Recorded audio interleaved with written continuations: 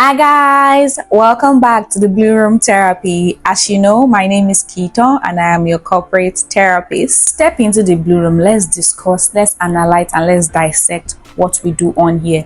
We analyze and point out toxicity and traumas in the workplace. You don't have to work in a toxic organization. Your job can be very sane.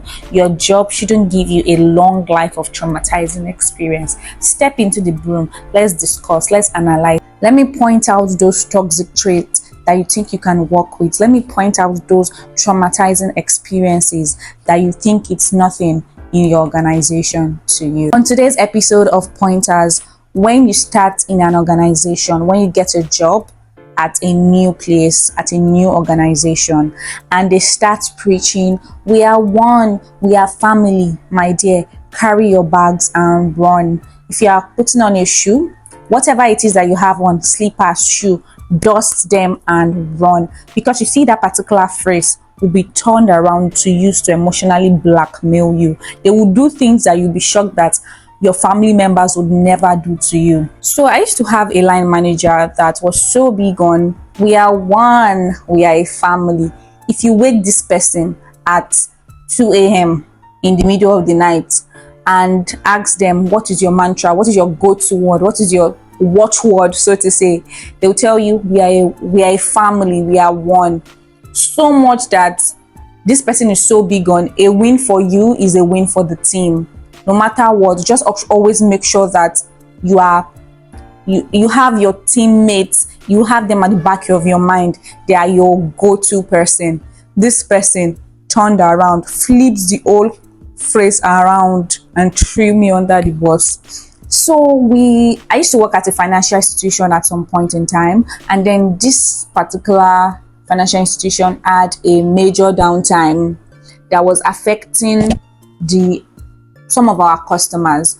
So there was a customer that had gone online to drag us. I mean, really drag us. And this particular social media platform, I'm sure you know it, people don't want to know whether you're lying or you're not lying. For the fact that you have come online to drag an organization, even people that were not affected will be like, yes, I've been affected in the past.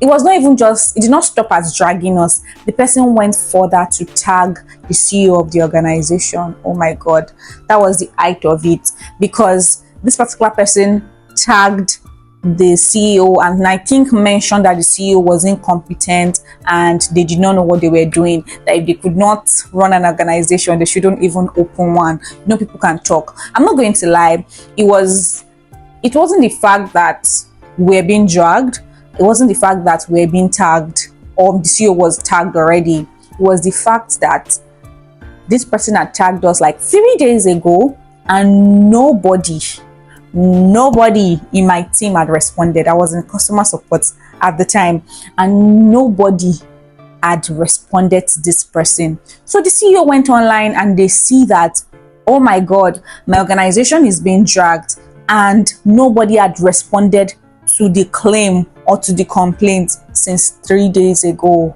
It was disastrous.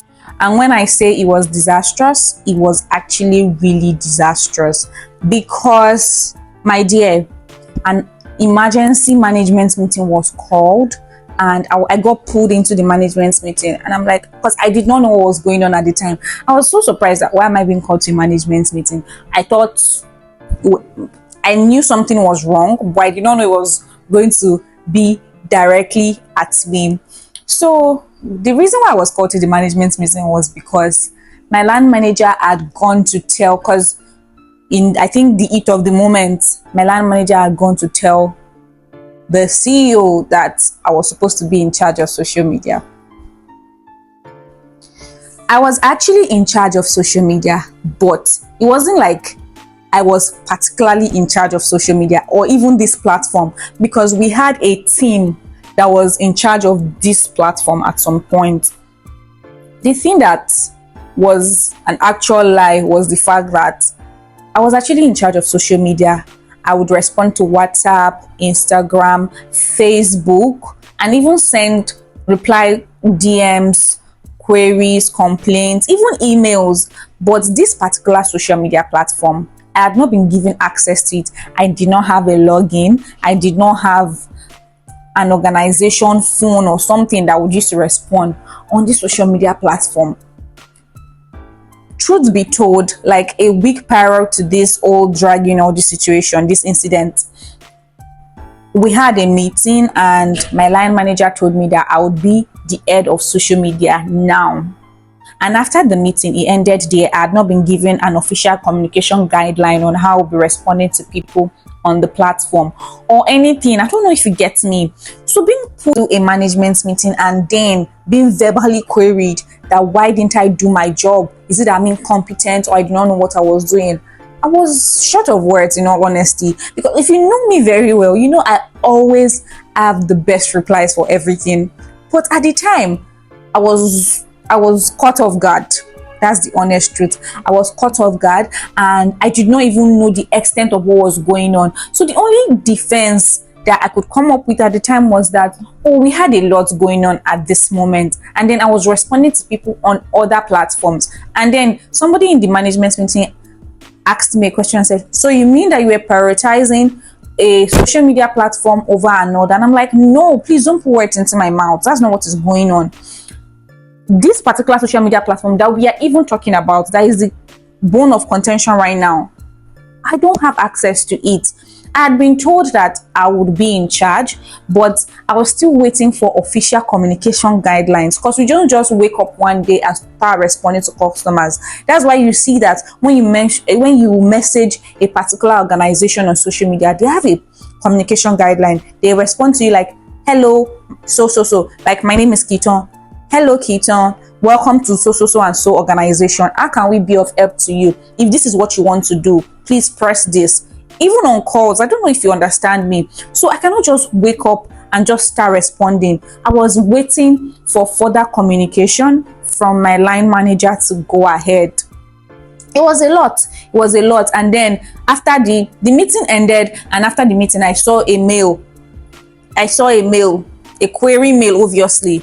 And I had to respond. But before I responded, I went back to my line manager, because trust me to always want to know, because if you know me very well, I went to the person straight and I asked questions and they did not have anything to say. Like everything, all the explanation was just like, the only thing I could deduce from what they were saying at the time was they did not just want to take the fall, and they didn't want it to seem like they could not manage their team well.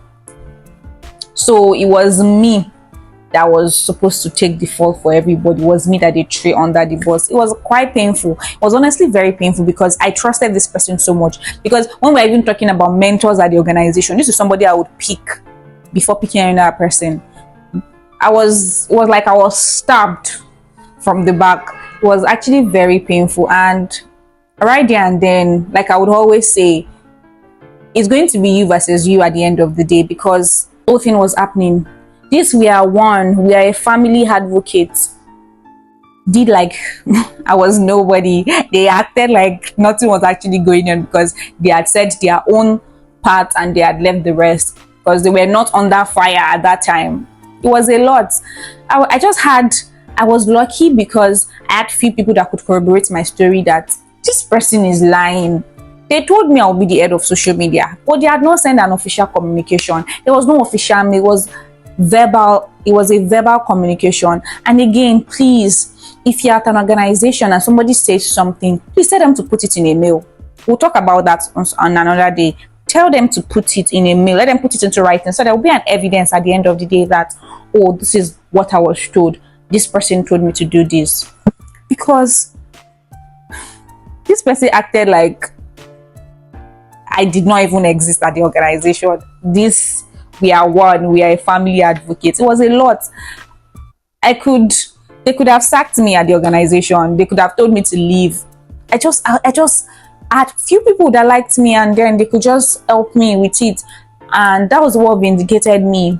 At the end, you know what they say, the end justifies the means. This person later left, because they later found out that similar or subsequently incidents happened, and they knew this person was a very dirty liar, was very incompetent at their job, which is not in my place to tell, by the way.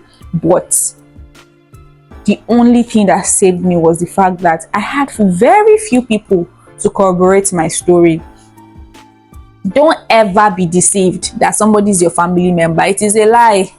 Your family member is your brother, your father, your mother, your sister, people that you share the same name, like I said, not anybody that you met at your job. Trust me, when I was asking questions, I used the mantra against the person, because I'm like, are we not supposed to be one? Are we not supposed to be a family member?